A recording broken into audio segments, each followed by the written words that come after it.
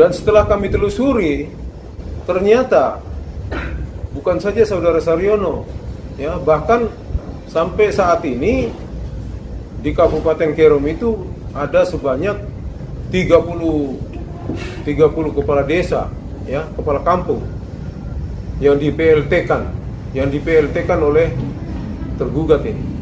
Nah, kebetulan yang mengajukan upaya-upaya atau keberatan ini hanya saudara Saryono, yang kebetulan pengadilan telah menerima gugatannya, dikabulkan. Ya, jadi secara hukum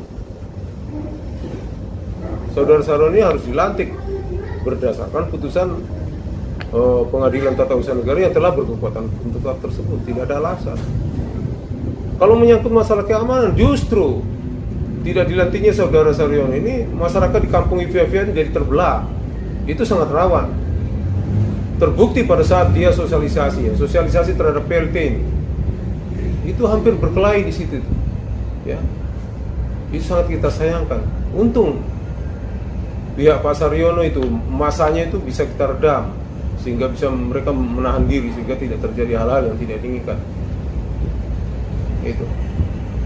Lalu mengatakan bahwa ini demi apa? Alasan keamanan yang mana?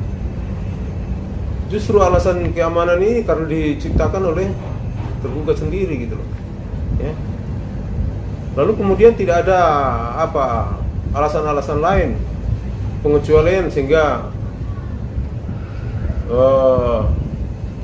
saudara Saryono tidak dilantik. Ini bukan saja ditunda ini, bahkan melantik orang lain. Itu kan sudah sewenang-wenang, ya. Di sini sudah terbukti melanggar pasal 17 dan 18 Undang-Undang Nomor 30 Tahun 2014 tentang administrasi pemerintahan itu yang dilanggar oleh tergugat.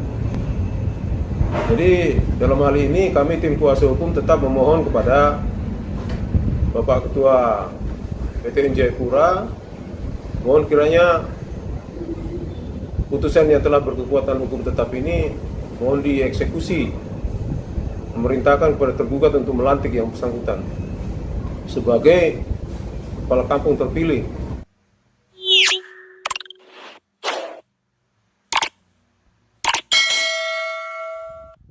Selamat sore Bapak Ibu, saudara-saudara sekalian.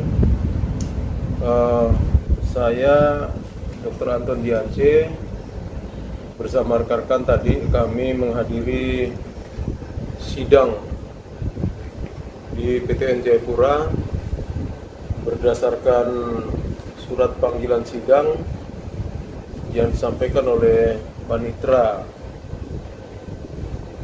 PTN Jayapura.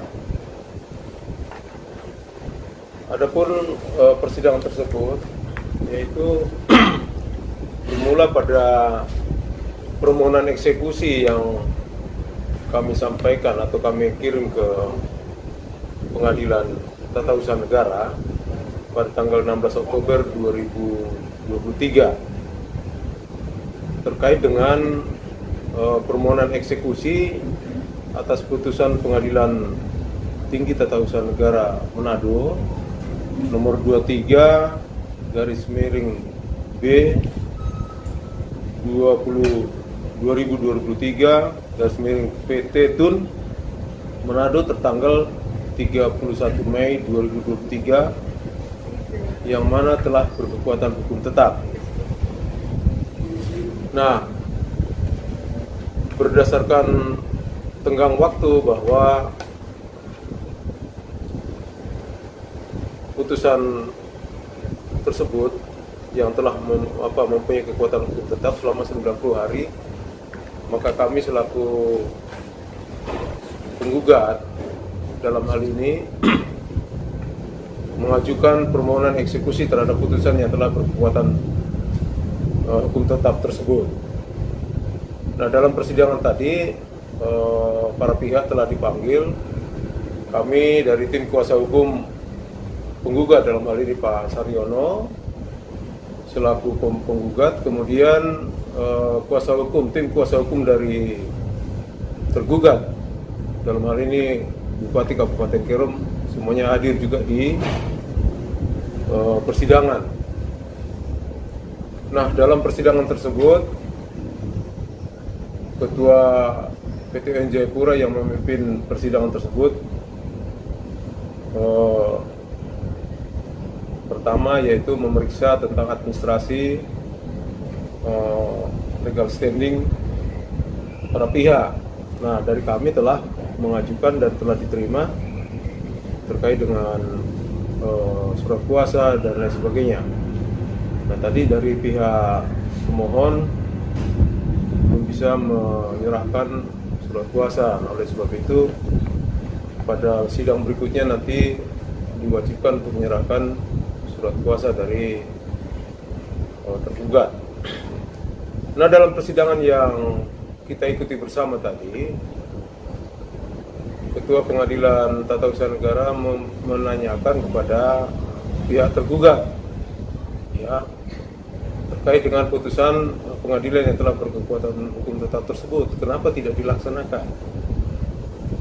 Nah, dari pihak tergugat menyatakan bahwa ada dua hal. Yang pertama,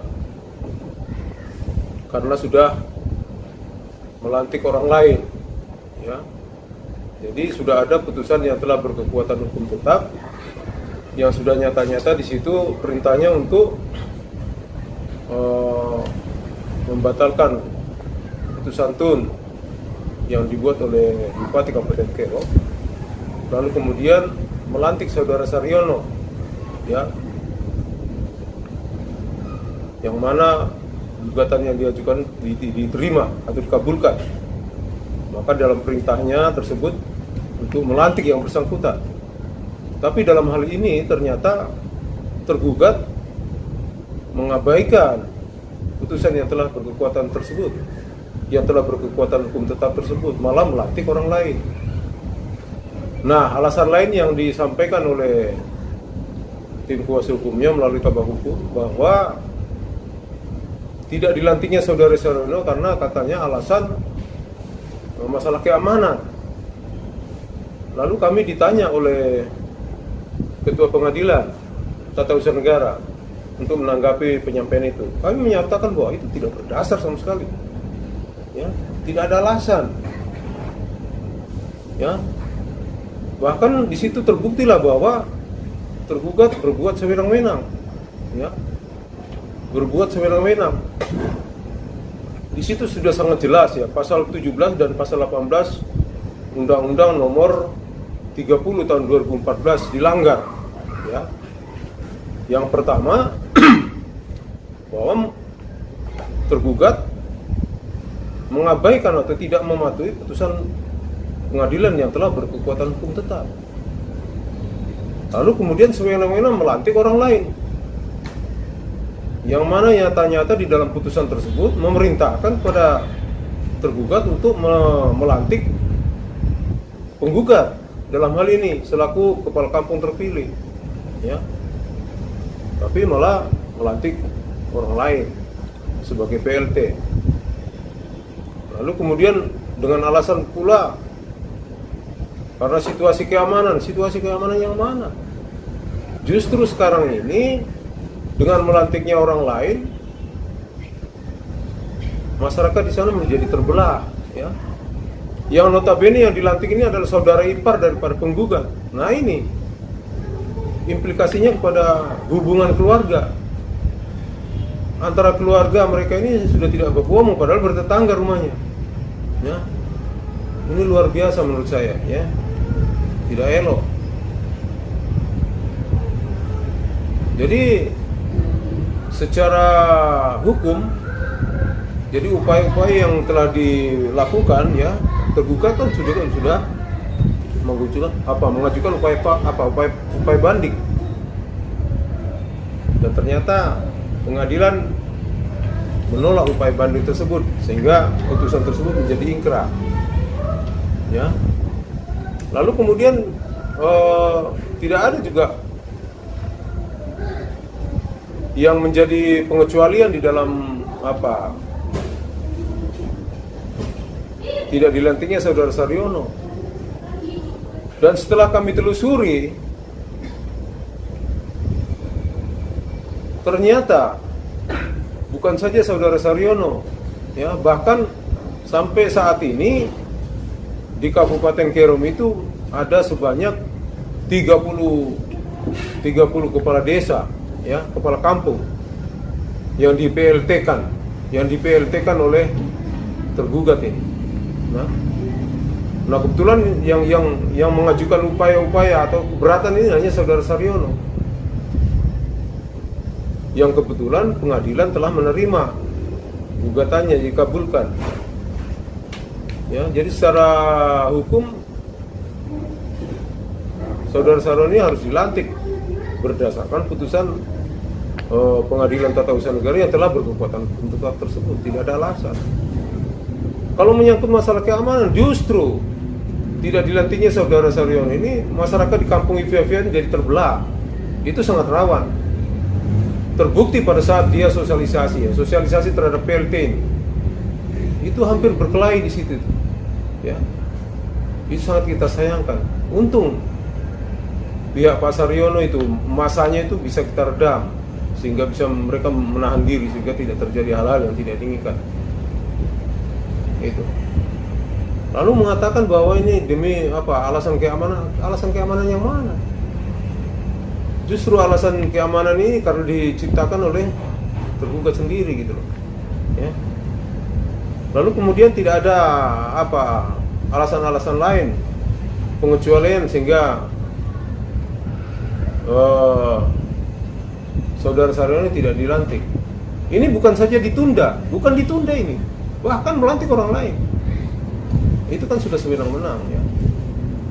Di sini sudah terbukti melanggar pasal 17 dan 18 Undang-Undang Nomor 30 Tahun 2014 tentang administrasi pemerintahan itu yang dilanggar oleh tergugat. Jadi dalam hal ini kami tim kuasa hukum tetap memohon kepada Bapak Ketua PTN Jayapura, mohon kiranya putusan yang telah berkekuatan hukum tetap ini mohon dieksekusi, memerintahkan kepada tergugat untuk melantik yang bersangkutan sebagai kepala kampung terpilih. Di akhir dari persidangan tadi, Ketua PTN Jayapura yang memimpin sidang memerintahkan kepada para pihak untuk hadir pada tanggal 13 November 2023. Lalu kemudian memerintahkan kepada tergugat untuk membawa serta surat kuasa dan SK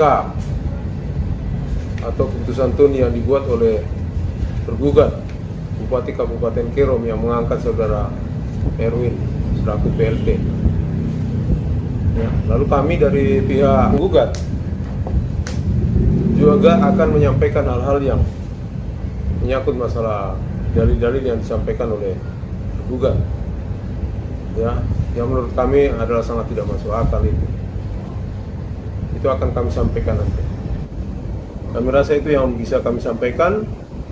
Lebih dan kurangnya kami ucapkan terima kasih. Selamat malam.